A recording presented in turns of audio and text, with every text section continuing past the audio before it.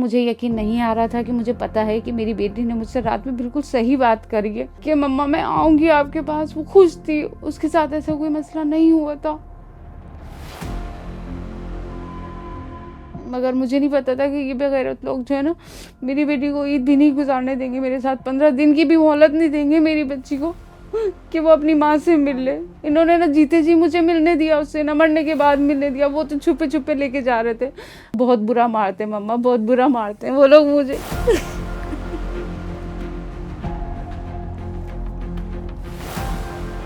मेरे 2 बच्चे थे, एक बेटा और एक बेटी। बेटी का नाम है महारोश और बेटे का नाम अली सारिम था। मेरी शादी हुई थी सन 2010 में। हमारे सेपरेशन जो हुआ है सन 2022 में हुआ है। मगर वो 12 साल मेरे लिए बहुत ज़्यादा अजियतनाक, तकलीफ दे, और जिस अजियत से मैं गुजरी हूँ वो सिर्फ मैं जानती हूँ, मेरा अल्लाह जानता है। क्योंकि बंद कमरों में वो कैसे मारता था, कैसे पीटता था, बेल्ट से, बल्ले से, वाइपर से। मगर फिर मैं क्या करती थी, बच्चों की वजह से वहाँ रह रही थी, मजबूरी थी मेरी। 12 साल बाद जब उसने ये बोल दिया कि अब मैं तुझे मरते दम तक तू ऐसे ही पिटती रहेगी, तो फिर मैंने कहा बस अब ये आखिरी हद है कि मतलब तुमने सोच लिया है कि तुमने सुधरना ही नहीं है, बुढ़ापे में भी तुम्हें मारना ही है मुझे, तो मैं अब तुम्हारे साथ नहीं रह सकती। सन 2022 में मैंने खुला ले ली थी। दोनों बच्चे मैं अपने साथ लेकर आई थी। मेरी बेटी जो थी वो अपने बाप से कॉन्टेक्ट में थी, तो उन्होंने बेटी को बहाने से फोन कर करके, हाँ बेटा तुम हमारे पास आ जाओ, हमारे साथ रहो। बच्ची को बहला के वो उसे घर के बाहर से बाइक पे बिठा के ले गया और बेटा मेरे पास ही था। जब हमारी खुला हो गई, हम लोग सामान वगैरह लेने गए, तो उन्होंने कहा बेटे को भी फौरन वापस भेजो, तो फिर इसलिए बेटा देना पड़ा।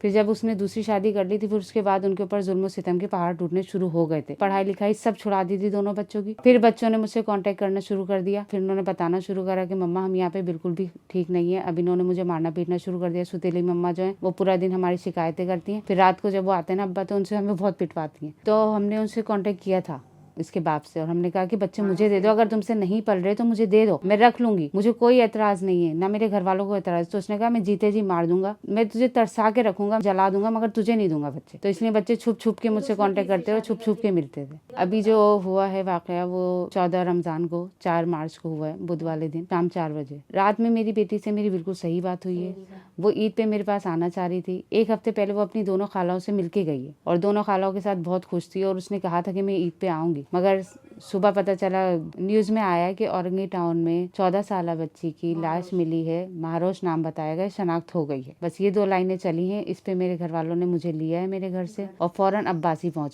पहुंचे तो देखा कि वो लोग लाश को लेके जा रहे हैं वापस। फिर मेरे भाइयों ने एम्बुलेंस को रोका कि नहीं भाई इनकी माँ आ गई है, पहले इन्हें देखने दो। पूरे जिस्म पे निशान थे, उसकी गर्दन पे यहाँ पे सारे उंगलियों के निशान दबे हुए थे, उसके हाथ पूरा रेड हो रहा था और उसका जबड़ा टूटा हुआ था, उसका एक दांत भी टूटा हुआ था। तो मुझे यकीन नहीं आ रहा था कि मुझे पता है कि मेरी बेटी ने मुझसे रात में बिल्कुल सही बात करी है कि मम्मा मैं आऊंगी आपके पास। वो खुश थी, उसके साथ ऐसा कोई मसला नहीं हुआ था, मगर मुझे नहीं पता था कि ये बेगैरत लोग जो है ना मेरी बेटी को ईद भी नहीं गुजारने देंगे मेरे साथ, 15 दिन की भी मोहलत नहीं देंगे मेरी बच्ची को कि वो अपनी माँ से मिल ले।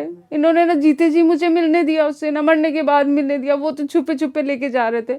वो उसी दिन कुछ ना कुछ कहानी हुई है, उसी दिन उस पर तशद्दुद किया गया, उस दिन उसे मारा पीटा गया, क्योंकि वो हमेशा कहती थी मम्मा चाची और चाचा और दादी जो है वो बहुत बुरा मारते, मम्मा बहुत बुरा मारते हैं वो लोग मुझे।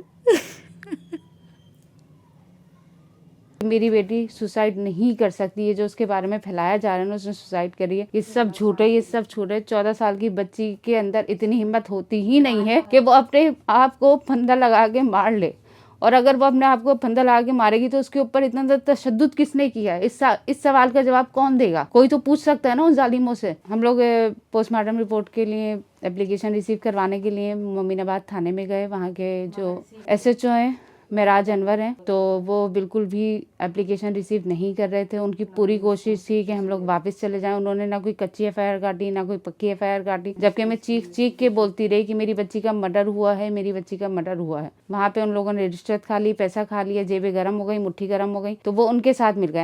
हमारे साथ उन्होंने कोई ताउन, कोई कोऑपरेशन किया ही नहीं है। मैं एक बहुत बेबस माँ हूँ। मैं सबसे अपील करना चाहती हूँ कि जो भी इदारे हैं, ह्यूमन राइट्स वाले, चाइल्ड अब्यूज सिस्टम वाले और governor Sindh, IG Sindh, army वाले, कोई तो खुदा के वास्ते मुझे और मेरी बच्ची को इंसाफ दिला दो, उनके कातिलों को उनके अंजाम तक पहुंचा दो। खुदा के वास्ते, मेरी बच्ची ने सुसाइड नहीं करी।